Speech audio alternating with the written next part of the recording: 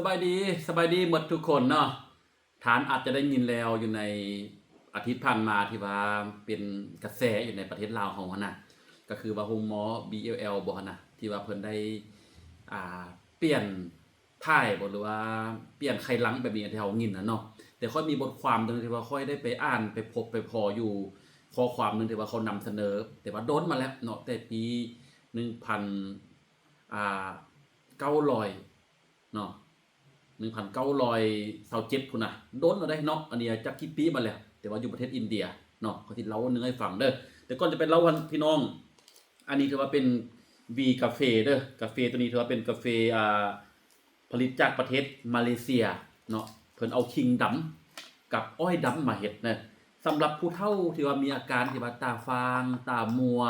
ตาผ้ามัวตาบ่เห็นหุงตาบ่เห็นแจ้ง หรือว่ามีความเครียดนอนบ่หลับแบบนี้เนาะบ่ว่าผู้เฒ่าผู้หนุ่มนอนบ่หลับหรือว่าเจ็บกระเพาะออดๆแอดๆมาข้างคาวหรือว่าเฮามีธาตุน้ำตาลที่เอาสูงหั่นน่ะ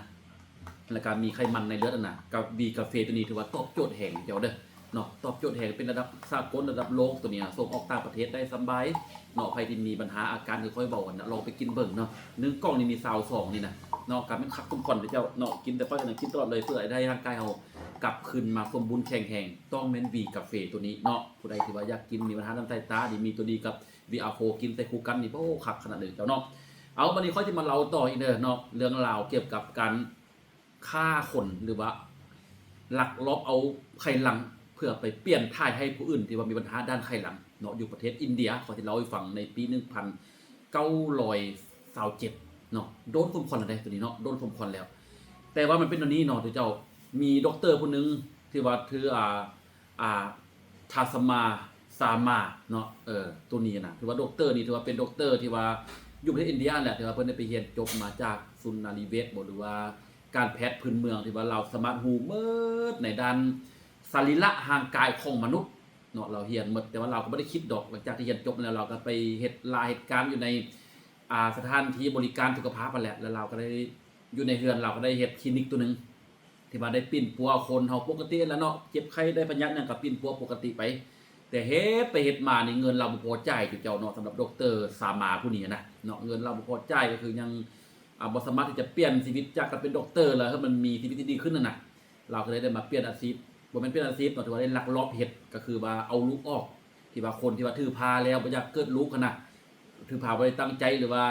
ตั้งใจแต่บ่อยากเอาลูกเกิดน่ะก็ได้ไปให้เราก็เป็นคูดออกเนาะคูดออกอยู่ในระยะ3ปีเราเฮ็ดตัวนี้น่ะเราก็พอได้เงินนะเนาะเราก็พอได้เงินเราก็ไปตั้งปั๊มน้ำมันบัดนี้ขายปั๊มน้ำมันขายน้ำมันขายกับขายไปขายมาแล้วก็ถือว่าลูกทืนไปหั่นแหละเนาะคือคนปุ้นคนจี้ได้แล้วก็ลูกทืนไปให้เรามีหนี้สินลุงลังคนจะมายึดเหือนยึดศาลของเราเมื่อเป็นหันเราก็ใจได้ดิ้นโดนบูเลยแล้วก็ผ่านมาก็มีคนมาหาเราว่ามีคนอยากเปลี่ยนไตสิว่าเปลี่ยนไตใส่ผู้หันผู้นี้แล้วมีคนยินยอมมันน่ะแต่เราก็ปฏิเสธไปเนื่องจากว่ามันผิดกฎหมายอยู่ของอินเดียหั่น